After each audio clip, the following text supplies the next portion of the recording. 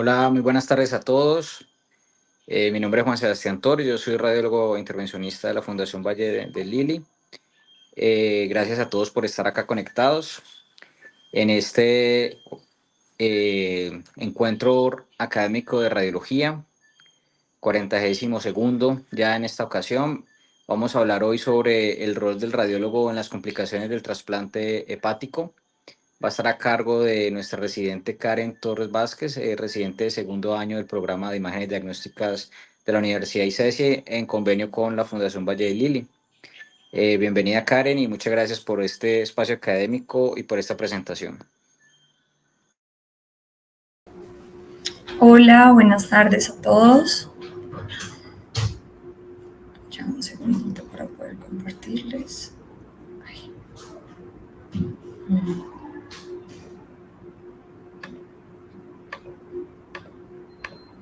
Listo. Bueno, buenas tardes a todos. Sí, como lo dijo el doctor Toro, pues hoy vamos a hablar sobre el rol de radiólogo en las complicaciones del trasplante hepático. Entonces, pues un poquito sobre la tabla de contenido, vamos a hablar sobre los objetivos, la introducción, las indicaciones del trasplante hepático, las técnicas quirúrgicas de que es de vital importancia que las conozcamos, cuáles son los hallazgos normales que debemos encontrar en las imágenes, cuáles son las complicaciones principales que vamos a encontrar, un reporte propuesto y las conclusiones de esta charla. Entonces, los objetivos de esta charla son tener un esquema mental de cuáles son las complicaciones que se deben buscar, identificar e informar de manera oportuna las principales complicaciones, disminuir el margen de error en los informes de los estudios y determinar la indicación de estudios complementarios cuando se requiera. Bueno, entonces, como lo sabemos, el hígado es el segundo órgano más trasplantado a nivel mundial y la detección temprana de las complicaciones es determinante para la sobrevida del injerto y del paciente. La ecografía es la modalidad de elección de tamizaje durante el posoperatorio, sin embargo, la tomografía y la resonancia tienen una mayor sensibilidad y una mayor especificidad que la ecografía. Como lo dije previamente, las complicaciones se dividen en vasculares, de vía biliar y se pueden presentar colecciones y o neoplasias. Entonces, para ponerlos un poquito en contexto, el Sistema Nacional de la Red Nacional de Donación de Trasplantes de Colombia está organizada por diversas regionales y siendo Valle del Cauca correspondiente a la regional número 3. Entonces, la Fundación Valle del Lili pues, es una de las entidades generadoras y trasplantadoras de esta regional y estas son las estadísticas del año pasado. Se realizaron un total de 71 trasplantes hepáticos, siendo 46 de estos de donante cadavérico y 25 de donante vivo. En cuanto a las IPS a nivel nacional trasplantadoras, la Fundación trasplantó 43 hígados en total, siendo 25 de donante cadavérico y 18 de donante vivo. Fue la tercera a nivel nacional. En cuanto a el número de trasplantes de hígado en la población pediátrica, hubo un total de 21 trasplantes hepáticos, 5 de donante cadavérico y 16 de donante vivo. Entonces, existen diferentes indicaciones para realizar un trasplante hepático y esto pues depende del grupo etario, principalmente en la población pediátrica. Una de las principales indicaciones es la atresia de vías biliares. En cuanto a la población adulta, es la cirrosis no colestásica, la enfermedad hepática colestásica, la falla hepática aguda, metabólicas y neoplasias. Cabe resaltar que previamente una de las principales indicaciones era la cirrosis alcohólica, sin embargo, debido a los hábitos alimenticios de la población y el alto índice de pacientes con diabetes mellitus, pues ahora una de las principales indicaciones es la cirrosis por NASH, que es pues como esta entidad metabólica. En cuanto a las neoplasias, pues sabemos que está escrito en los hepatocarcinomas para la población adulta y el hepatoblastoma para la población pediátrica. Entonces ahora vamos a hablar sobre la técnica quirúrgica. Es muy importante tener en cuenta cuáles son las principales técnicas quirúrgicas para las anastomosis de cada una de estas estructuras, para que así sepamos cuando abordemos las imágenes, bien sea por cualquiera de las modalidades, sepamos cuáles fueron las modificaciones anatómicas que se le hicieron a este paciente para así mismo estar más ubicados. Entonces, en cuanto a la anastomosis de la vena cava inferior y las venas suprahepáticas, la más frecuente utilizada es la técnica piggyback, es decir, que el injerto que se va a rescatar del donante se le va a resecar un extremo proximal y un extremo distal de la vena cava inferior y esto se le va a implantar y se va a anastomosar con la vena cava inferior del receptor y el extremo distal de ese segmento de vena cava que se le retiró al donante va a quedar como un muñón, como lo podemos ver aquí en esta parte, perdón. Como lo podemos ver aquí en esta parte distal, esto correspondería al muñón y acá pues va a ser la parte que se va a realizar una anastomosis término lateral con la vena cava inferior de receptor y de donante respectivamente. Esta es la que con mayor frecuencia se realiza. La bicava realmente no se utiliza con mucha frecuencia, se dieron cuenta a través de los años que tenía mayores complicaciones y esta sería la reconstrucción de la vena de la vena suprahepática media, es la que usualmente se realiza cuando se hace un trasplante con donante vivo, ya que en la mayoría de los casos se utiliza el lóbulo hepático izquierdo y se reconstruye la vena suprahepática media con injerto autólogo o con sintético del receptor o del donante cadavérico. Listo. Entonces, importantísimo tener en cuenta siempre la descripción quirúrgica, estar familiarizado. Obviamente es muy dispendioso cada vez que un radiólogo se vaya a enfrentar a estos estudios, revisar la descripción quirúrgica, pero por lo menos que la primera persona que tuvo un acercamiento con el caso pueda explorar la descripción y saber exactamente qué fue lo que se realizó. En cuanto a la anastomosis de la porta, con mayor frecuencia se realiza una anastomosis término-terminal con cada uno de los extremos de la porta de receptor con la porta del donante. Importante saber aquí que cuando hay pacientes que han tenido antecedentes de trombos de la porta o que han tenido shunts o que los han intervenido previamente, pues esto se debe evaluar de qué calidad es esta porta, si no, pues se puede realizar un injerto con la vena mesentérica superior, pero lo ideal sería una anastomosis término-terminal. En cuanto a la técnica quirúrgica utilizada en la anastomosis arterial, lo más frecuente es la boca de pescado o una anastomosis término-terminal de la arteria. En muchas ocasiones el diámetro distal de la arteria hepática del donante y de la arteria hepática del receptor tienen un diámetro pues que no es exacto, entonces se hace una disección para ampliar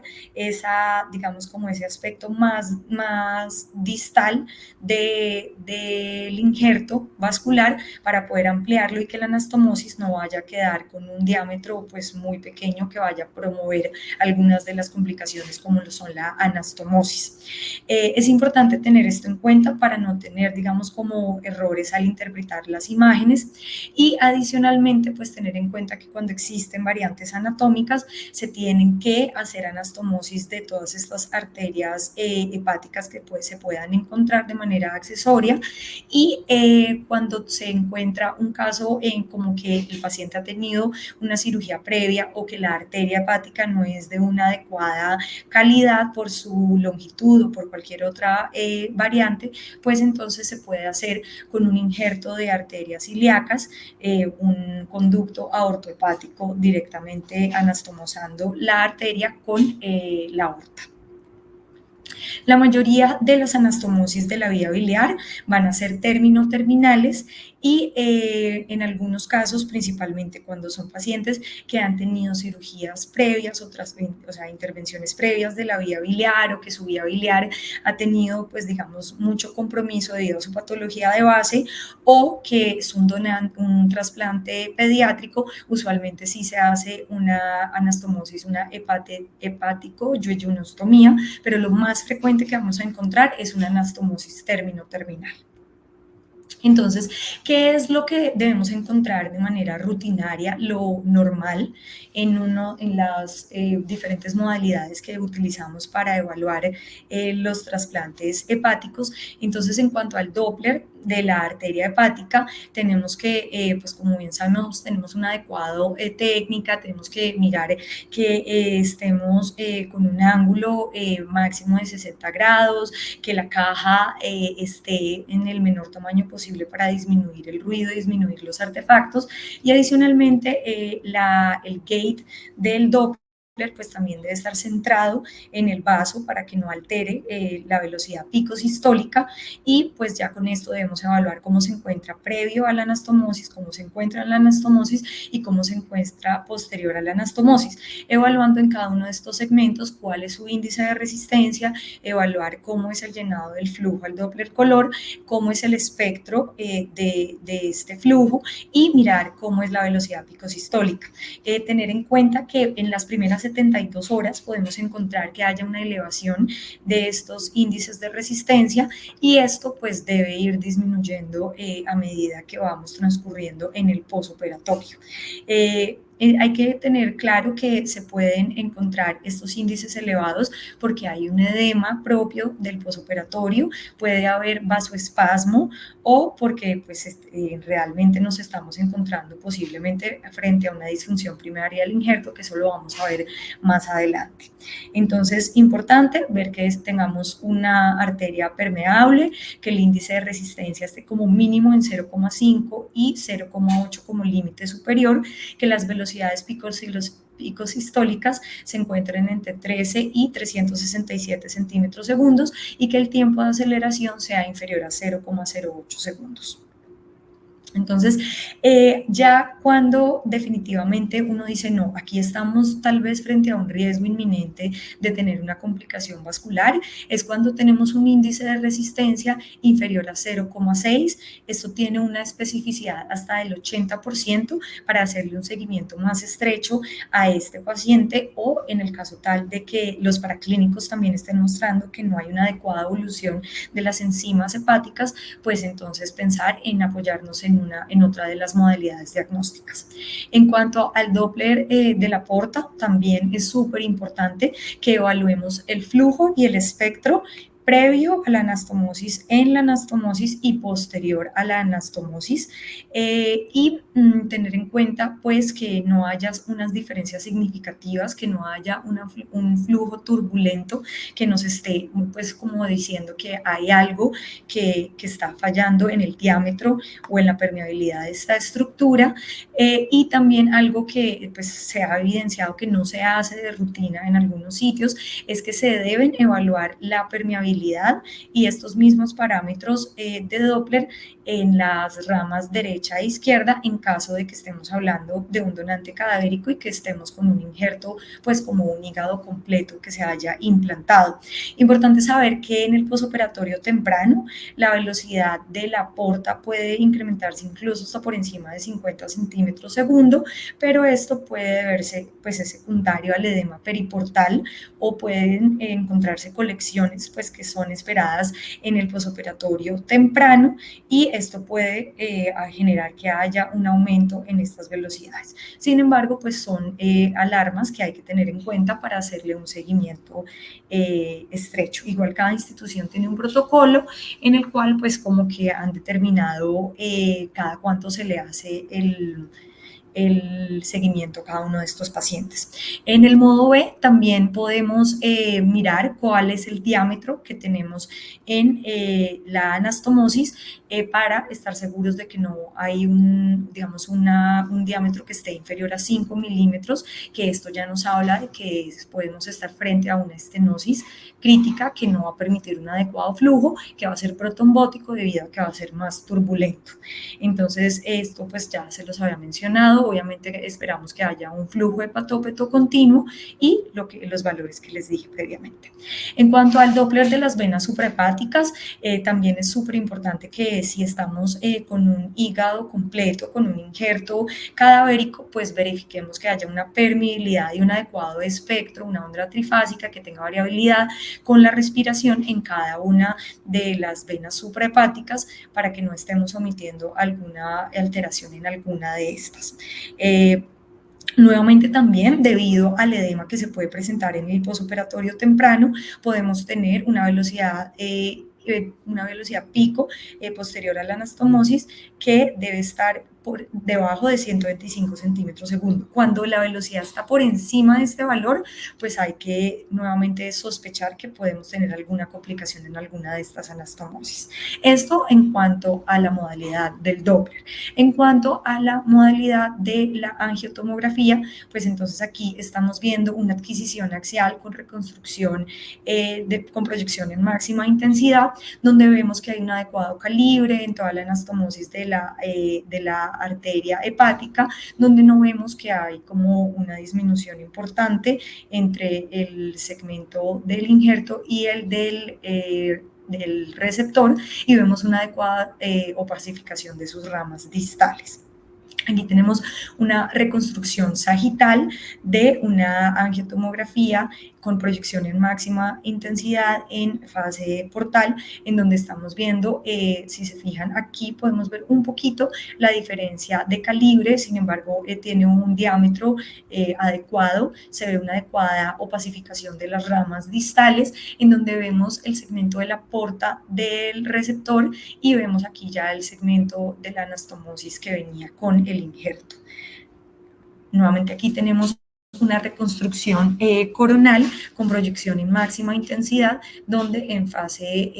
de venas suprahepáticas, en donde estamos viendo el piggyback y estamos viendo la vena cava inferior del receptor, estamos viendo el injerto hepático con sus venas suprahepáticas y estamos viendo, este sería el muñón distal del que les hablaba, y aquí estamos viendo el confluente de las venas suprahepáticas en la cava y también con una adecuada permeabilidad. En cuanto a la anastomosis terminal de la vía biliar, aquí tenemos una colangioresonancia en donde podemos evidenciar que hay una adecuada anastomosis, donde no vemos que haya una disminución en el calibre de ninguna, pues como del aspecto distal o del aspecto proximal de la vía biliar, ni del injerto ni del receptor. Aquí se logra ver un poquito esa transición donde está la anastomosis, sin embargo, su amplitud es adecuada. Entonces, ahora sí, como lo mencionábamos, pues las complicaciones las vamos a dividir principalmente en arteriales, portales, complicaciones de la vena cava inferior o de las venas suprahepáticas o de la vía biliar. Podemos encontrar cada una de estas, las vamos a ir desarrollando a través de la charla y vamos a ejemplificarlas con casos principalmente de la institución de la Fundación Valle del Lili y algunas pocas de la literatura. Entonces, en cuanto a las complicaciones de la arteria hepática, vamos a encontrar que podemos ver trombosis, estenosis del tronco celíaco, pueden encontrarse pseudoaneurismas o robo esplénico. Entonces, una de las complicaciones más importantes, más devastadoras que vamos a encontrar va a ser la trombosis de la arteria hepática, en donde vamos a encontrar que el Doppler tiene una sensibilidad incluso hasta del 100%, y esto pues se va a presentar principalmente esta complicación entre los primeros 15 días y 2 meses posteriores al trasplante. Está descrito que se encuentra en un total del 4.4% del total de trasplantados, siendo un 3% en los trasplantes adultos y un 8% en los trasplantes pediátricos.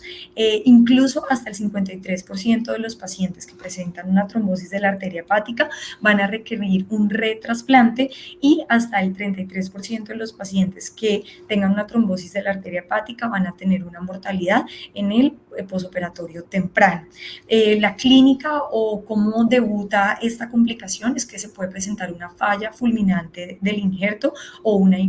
incluso una sepsis de origen biliar, debido a que, como lo sabemos, la vía biliar se encuentra irrigada por la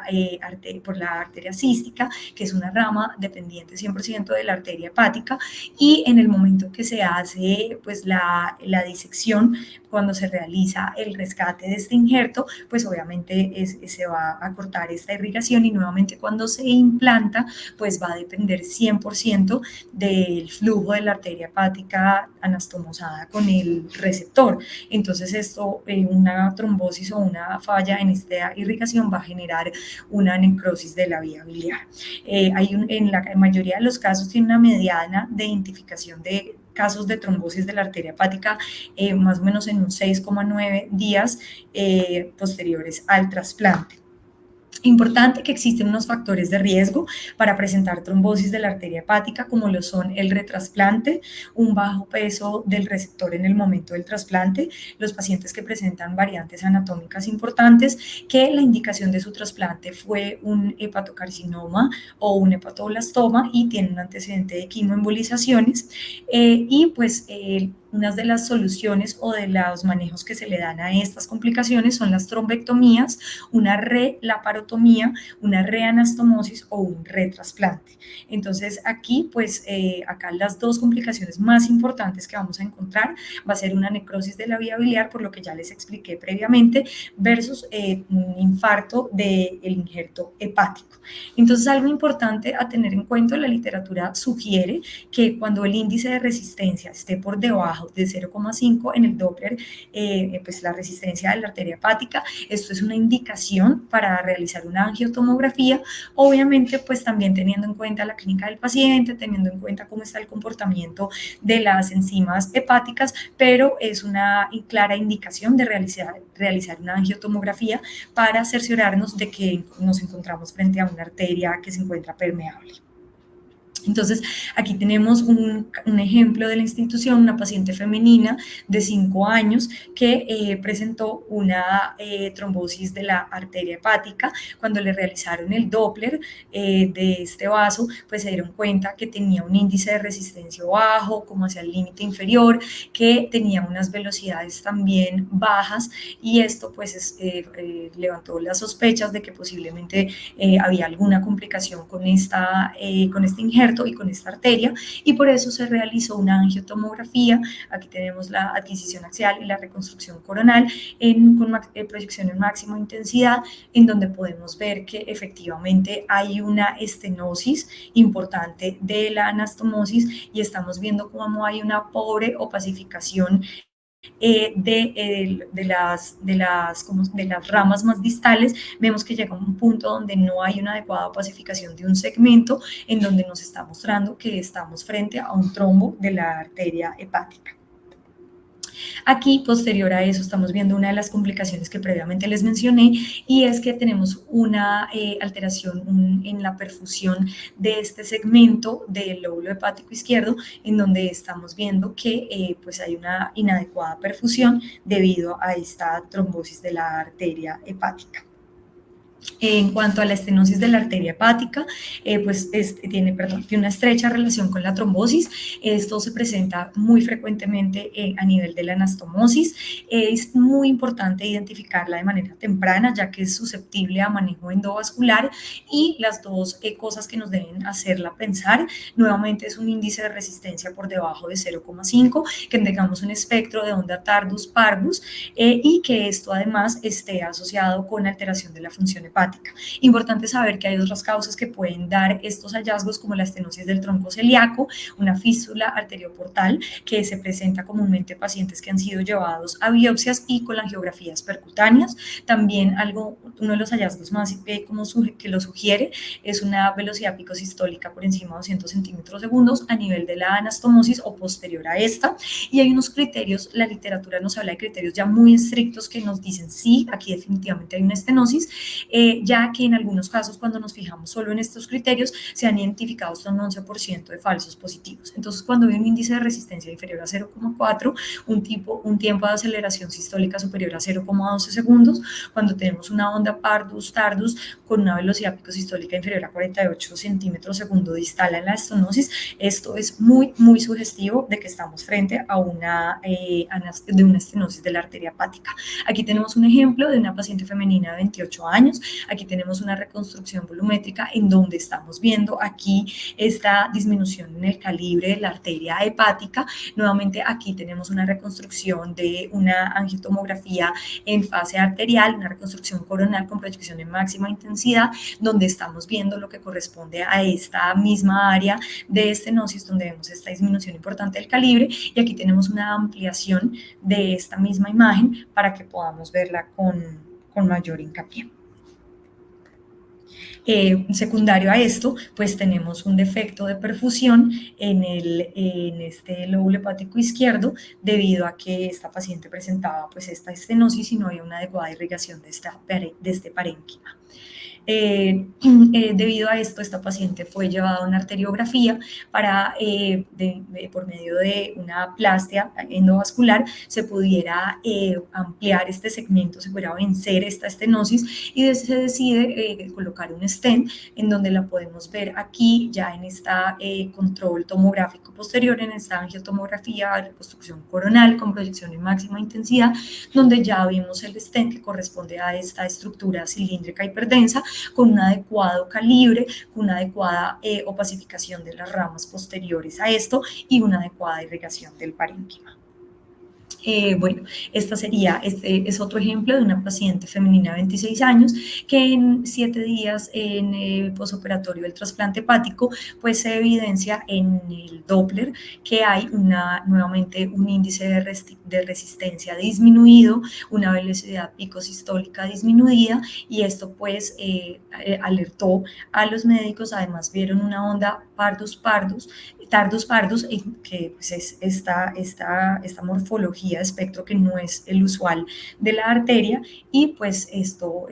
fue el diagnóstico de la estenosis de la arteria hepática. Esta es un ejemplo de la literatura. Dijimos que también se pueden presentar estenosis del tronco celíaco, y por eso es importante que mencionemos cómo se encuentra en la valoración previa al trasplante, cómo están las estructuras vasculares del receptor, para que no vayamos a tener complicaciones como esta. Este es un paciente masculino de 64 años en su 6º día posoperatorio del trasplante, pues se dieron cuenta que había alteraciones en el flujo, el índice de resistencia de la arteria se encontraba disminuido, tenía un espectro de tardus pardus, no se veían trombos ni se veían estenosis de la arteria hepática, pero cuando analizaron la arteria esplénica se dieron cuenta que había una alteración en su flujo, y esto pues les hizo hacer una angiotomografía, y se dieron cuenta en esta angiotomografía con reconstrucción sagital que había una estenosis importante en el tronco celíaco, y pues eso estaba conllevando a estas alteraciones en la funcionalidad del injerto y en el espectro en el Doppler. Este es un ejemplo de un trasplante de un paciente masculino de 29 años de la institución que presentó cuando le hicieron el control ecográfico. En esta ecografía en modo B se ve que hay estas zonas de unas áreas con morfología irregular, con una ecogenicidad heterogénea, con unas zonas hiperecoicas centrales y unas zonas hipoecoicas adyacentes, y por esto se le solicitó una angiotomografía, y nuevamente en esta adquisición axial con proyección de máxima intensidad, pues nuevamente vemos que hay una alteración en la perfusión y que correspondía a lo que se visualizaba en la ecografía, y esto era pues debido a un infarto hepático. En este caso también de un paciente masculino de 29 años, pues, en el posoperatorio se dieron cuenta que había un drenaje muy importante de líquido sanguinolento, una producción alta y que estaba descendiendo la hemoglobina, y por eso decidieron tomarle una angiotomografía trifásica de hígado, en donde pues evidenciaron, acá tenemos la fase simple, la fase arterial y la fase venosa, en donde estamos viendo en estas adquisiciones axiales que hay una imagen como de morfología un poco de contornos irregulares, redondeada, y se interpretó que esto correspondía a un pseudoaneurisma de la arteria hepática. Esto es poco frecuente que se presente, pero es muy, muy serio. Se presenta hasta entre el 0,6 y 0,7%, usualmente en la anastomosis o en la zona de la angioplastia previa o zonas de biopsias intrahepáticas, usualmente pues son de etiología micótica, pues lo grave de esto es que pueden tener una rotura aguda, pueden presentar una hemorragia o se puede desencadenar una fístula. Es muy importante lo que les mencionaba previamente sobre la técnica quirúrgica, que no haya una confusión con la anastomosis de la arteria hepática, con la morfología en boca de pescado, con un pseudoaneurisma, sino tener claro en qué nos estamos enfrentando. En este caso, este paciente, la unidad de cuidado intensivo y los cirujanos de trasplante decidieron hacer un seguimiento estrecho del paciente en sus parámetros hemodinámicos, su hemoglobina y las enzimas hepáticas, y debido a que tuvo una adecuada evolución decidieron no reintervenir. Este es otro ejemplo de la literatura, en donde tenemos un caso muy bonito de un paciente masculino de 58 años en su cuarto día posoperatorio, en donde estamos viendo un robo de la arteria esplénica. También es poco frecuente, no está muy clara la etiología de pues, por qué se presenta. Se cree que esto puede ser secundario a una hipoperfusión no oclusiva de la arteria hepática. Se presenta entre el 0,6 al 10% de los casos, y esto pues, se cree que es una pues, secundaria a una hiperperfusión portal, y el estudio de elección para poder diagnosticarlo y tratarlo es la arteriografía. Entonces aquí en el Doppler de este paciente se dieron cuenta que pues el índice de resistencia estaba aumentado, la velocidad picosistólica estaba por debajo de 35 centímetros segundo, tenía una velocidad picosistólica portal alterada, y también, pues, o sea, ahí uno debe entrar a evaluar otros parámetros, y dentro de eso evaluaron el espectro de la arteria esplénica y se dieron cuenta que tenía un diámetro mayor a 4 milímetros, o que incluso este diámetro está excediendo en un 150% el diámetro de la arteria hepática, y que también el paciente presenta esplenomegalia. Entonces, en este caso, pues al darse cuenta en la arteriografía que tenía este robo portal, deciden pues embolizarlo con unos coils, que es todo este material que vemos aquí, radiopaco, y ahí vemos que hay una adecuada o mejoró, por decirlo así, la perfusión de la arteria hepática y de sus ramas distales en el injerto. Sin embargo, esta flecha nos está señalando un trombo, ya que a ese flujo turbulento pues promovió que se presentara un trombo en la arteria hepática. En cuanto a las complicaciones de la porta, podemos tener trombosis, estenosis o robo portal. Entonces aquí tenemos una paciente femenina de 11 años trasplantada en la institución, y pues cabe resaltar que esta es una de las complicaciones más frecuentes, y también es catastrófica, es secundaria, o factores de riesgo como estados de hipercoagulabilidad, la disminución en el flujo portal, cuando los pacientes han tenido cirugías portales previas, cuando han sido llevados a TIPS o shunts portosistémicos, o cuando han tenido trombosis previas. Es por esto que les decía que es importante tener en cuenta qué calidad de porta tiene el paciente para sí mismo saber si se utiliza o se debe hacer una variante en la técnica quirúrgica o se debe utilizar un injerto. Entonces aquí tenemos en esta angiotomografía en fase portal, vemos en esta reconstrucción coronal cómo hay un defecto de llenado central en la porta, en donde pues esto corresponde a un trombo que podría ser subagudo o crónico, y nuevamente aquí en la portografía estamos viendo cómo hay este defecto de pacificación, y que se hay un paso filiforme como periférico del medio de contraste, y en la ecografía claramente acá lo podemos ver en el modo B cómo está este material ecogénico intraluminal en la porta, y con este defecto de llenado al flujo Doppler color, y pues lo vemos nuevamente con el Doppler con el espectral. Listo. Entonces aquí tenemos nuevamente un paciente masculino de 59 años también trasplantado en la institución, donde tenemos una adquisición axial con MIP y una reconstrucción coronal también con MIP, en donde estamos viendo pues una disminución en el calibre de la porta, una disminución importante. Esto nos estaría hablando de una estenosis crítica de esta anastomosis, y pues esto va a tener unas repercusiones hemodinámicas y en la funcionalidad del injerto. Acá tenemos un ejemplo de una paciente femenina de 62 años, donde tenemos nuevamente una Doppler, en donde estamos viendo esta variabilidad en la previo a la anastomosis y posterior al, perdón, previo a la anastomosis y posterior a la anastomosis, en donde vemos que hay un incremento importante de la velocidad picosistólica, y esto pues es secundario a este flujo turbulento y digamos como a la fuerza que tiene que ejercer pues el flujo sanguíneo para poder vencer esta estenosis. Acá lo vemos en el modo B, también podemos medir cuánto pues está disminuido el calibre, y pues como les dije pues previamente cuando estamos en valores críticos pues hay que realizar alguna medida terapéutica. Entonces cuando la velocidad está por encima de 125 centímetros segundo, esto es muy sugestivo, tiene una sensibilidad hasta el 73%, una especificidad del 100%. También cuando tenemos un radio entre de la anastomosis y posanastomosis de 3 a 1, y cuando estas velocidades pues se encuentran también alteradas, tienen una especificidad del 100%, y cuando hay cambios de la velocidad más o menos del 60 centímetros segundo entre las velocidades preanastomosis y posanastomosis, pues esto tiene una sensibilidad hasta del 100% y una especificidad hasta del 84%. Aquí tenemos otro caso también de estenosis de la porta. Tenemos un paciente masculino de 10 años que tenía un antecedente de situs inverso abdominal, porque torácico se encontraba sin ninguna alteración, y el paciente había sido trasplantado. Aquí vemos en el hipocondrio derecho cómo tiene su injerto hepático, y acá vemos una importante esplenomegalia en el hipocondrio izquierdo. El paciente había consultado por rectorragia, entonces se le pide esta angiotomografía pues para poder verificar si tiene o no un sangrado activo, en donde podemos ver como todos estos vasos de los paquetes rectales tortuosos, hipertensos, acá en esta adquisición axial, y en esta reconstrucción sagital, pues nuevamente podemos ver todas estas estructuras venosas de los paquetes rectales tortuosas y dilatadas. Entonces, debido a esto, se decide llevar este paciente a una angiografía, en donde se decide embolizar,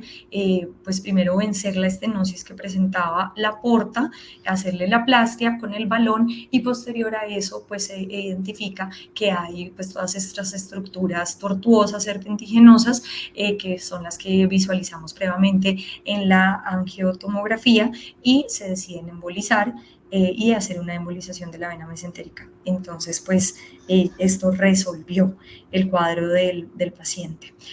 O en las complicaciones en cuanto a la cava y las venas suprahepáticas podemos encontrar estenosis, trombosis o torsión del injerto. Entonces, una de las complicaciones son poco frecuentes, pero se pueden presentar, sobre todo en los donantes vivos, se presenta hasta en el 5% de los casos, y en los donantes pediátricos, ya que pues sabemos que hay que reconstruir la vena suprahepática media, y pues esto puede generar dificultades debido a que hay mayores manipulaciones, o pueden haber incluso más anastomosis de acuerdo a cómo esté la irrigación de los segmentos trasplantados. Tiene una incidencia hasta del 1%. Aquí tenemos el caso de una paciente femenina de 59 años trasplantada en la institución, en donde vemos una angiotomografía en adquisición axial, y acá la vemos en reconstrucción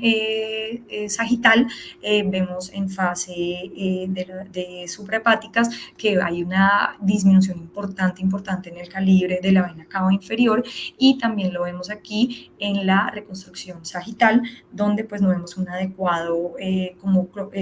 confluencia de las venas suprahepáticas en la cava inferior. Entonces, Pues esta es otra paciente de la institución, de una femenina de 28 años, donde tenemos esta reconstrucción de angiotomografía también en fase de suprahepáticas, con proyección en máxima intensidad, donde estamos viendo nuevamente esta disminución importante en el calibre de la confluencia de las suprahepáticas y acá lo vemos nuevamente en la reconstrucción sagital, donde vemos que tiene una morfología filiforme, una pasificación filiforme, y aquí ya cuando está llegando a la confluencia se ve muy disminuido su calibre. Pues esta paciente se llevó a una cabografía en donde se visualizó que tenía esta disminución en su calibre, y debido a eso se decide hacer una plastia con balón en donde se logra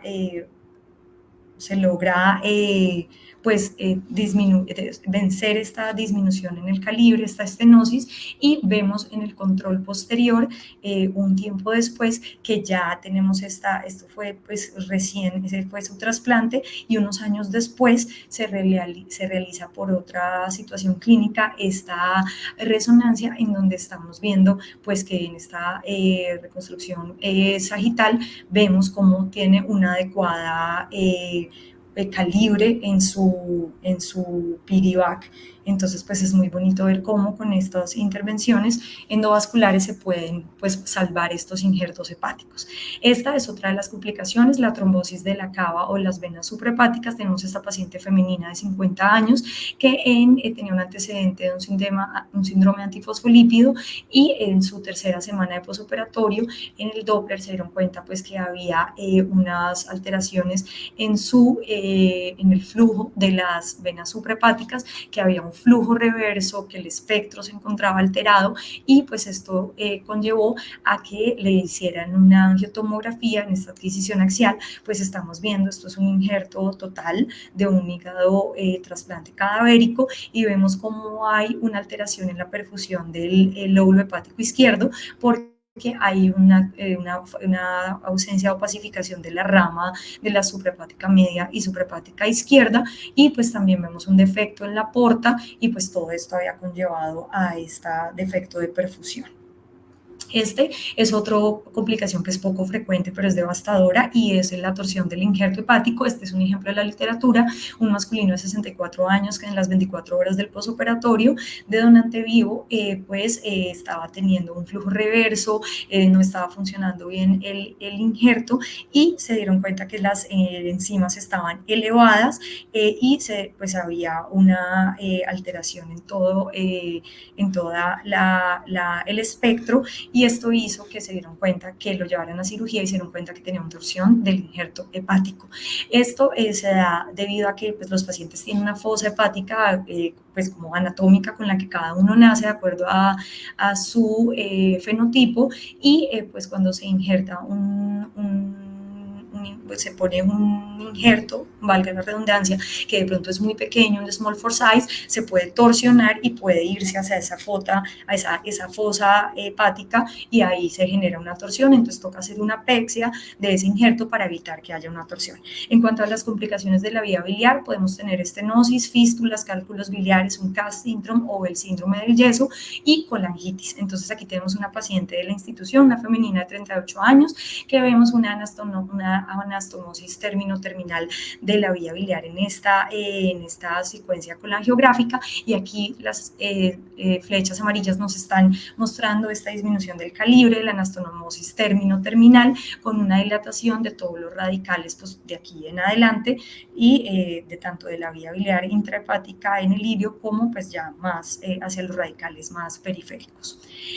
Acá tenemos una paciente femenina de 54 años, también de la institución, donde vemos una importante estenosis de la vía biliar, que también nos está mostrando aquí por una longitud casi de 8 milímetros, donde no hay prácticamente una hiperintensidad que nos esté mostrando flujo en esta secuencia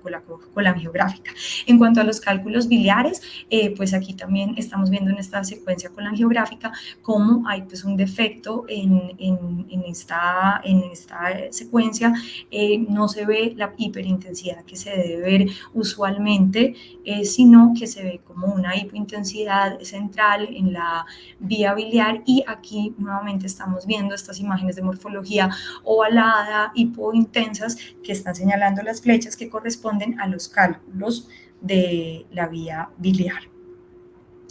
Este paciente masculino de 41 años de la institución tenía también múltiples cálculos en su vía biliar, que pues los estamos viendo acá, que son todos estos defectos de opacificación de esta colangiografía percutánea. Se ve toda esta dilatación de la vía biliar y posterior a la intervención a la colangio se ve como hay una movilización de estos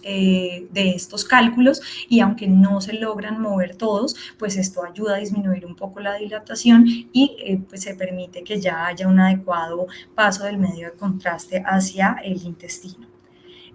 Otra de las complicaciones son las fístulas de vía biliar. Esta es una paciente femenina de 62 años. Tenemos esta colangioresonancia en donde estamos viendo la secuencia potenciada con información T2, esta secuencia potenciada en T1 postcontraste, esta coronal en donde estamos viendo esta colección con nivel hidroaéreo, en donde estamos viendo que tiene un realce periférico. La paciente fue llevada a una, y que pues claramente está en relación con el intestino delgado, y al llevarla a cirugía se dieron cuenta que tenía material fecal y tuvieron que hacer la resección de pues todo este segmento de asa intestinal. Otra de las complicaciones es el síndrome del yeso, que no es muy frecuente, pero como les decía, pues la necrosis de la vía biliar secundaria a compromiso de la arteria hepática pues es catastrófica, y esto es debido a que se produce una isquemia importante de toda la mucosa de la vía biliar, y esto va a producir o a facilitar que haya una formación de cálculos y que haya obstrucción de toda la vía biliar y haya una dilatación debido a estos múltiples cálculos, como es el caso de esta paciente femenina de 5 años que tenía todos estos defectos de opacificación en la secuencia colangiográfica, que no vemos pues la señal hiperintensa usual que se debería ver. Pues esta niña también fue llevada a una colangiografía percutánea en donde pues, se desplazan algunos de estos cálculos, y posterior a eso se ve una mejoría en el flujo de la vía biliar. Otra de estas complicaciones es la colangitis. Tenemos esta paciente femenina de 62 años, tenemos la secuencia potenciada en T2, la secuencia potenciada en T1 postcontraste, y tenemos las secuencias de difusión en donde vemos todas estas alteraciones en la intensidad de señal del parénquima hepático, que estas corresponden a áreas de edema importante, pues que eran todas estas áreas de colangitis que presentaba esta paciente. Entonces, pues como les decía, uno de los objetivos principales de esta charla era que pues tuviéramos muy claro cuál es el rol del radiólogo, y pues que pudiéramos enlazarnos con todos los otros, todos los otras disciplinas como la unidad de cuidados intensivos, los hepatólogos y los cirujanos de trasplantes, para dar unos informes que brinden información importante, y es por esto que es importante saber por lo menos qué tipo de donante fue, para saber si es un injerto de donante cadavérico o de donante vivo, para así saber más o menos cuáles fueron las técnicas quirúrgicas que se utilizaron, cuál fue el tiempo de isquemia, ya que las isquemias prolongadas pues van a tener unas alteraciones en el Doppler, principalmente en el trasplante inmediato, ver cuáles fueron los tipos de anastomosis, saber cuáles son las velocidades y verificar la permeabilidad de la rama derecha e izquierda de la porta, y lo mismo en la suprahepática derecha, media e izquierda. Como conclusiones, pues tener un esquema mental claro de qué quiero buscar, de cuáles son las técnicas quirúrgicas, de a qué me puedo encontrar, con qué me puedo enfrentar y cuáles son las complicaciones que debo inmediatamente reconocer y comentar. También pues tener como unos informes radiológicos que sean como estandarizados, para que así todos sepamos como qué buscar y qué reportar, saber cuándo se requieren estudios complementarios para evitar pruebas innecesarias, optimizar los recursos y así pues obtener una precisión diagnóstica y un tratamiento oportuno, pues ya que esto es vital en la sobrevida del injerto y del paciente. Súper importante pues que el radiólogo tenga claro qué quiere diagnosticar, para sí mismo guiar haya un tratamiento y que, oportuno, y que haya un buen pronóstico de este injerto y de este paciente, y sobre todo que haya una comunicación asertiva y oportuna con todos los otros grupos disciplinarios. Entonces esta fue pues una de las bibliografías adicionales que revisé, y pues muchísimas gracias a todos.